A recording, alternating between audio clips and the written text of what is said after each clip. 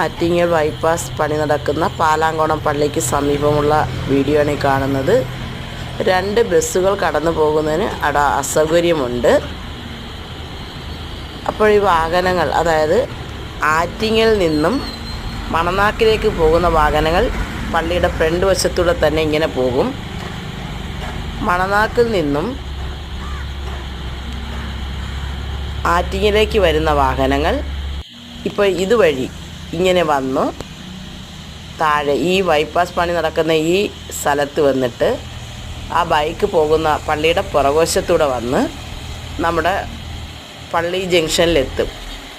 ആറ്റിങ്ങലേക്ക് പോകാൻ അതുവഴി പറ്റും. അപ്പോൾ റോഡിൻ്റെ അപകട തരണം നമുക്ക് ഒഴിവാക്കാൻ കഴിയും.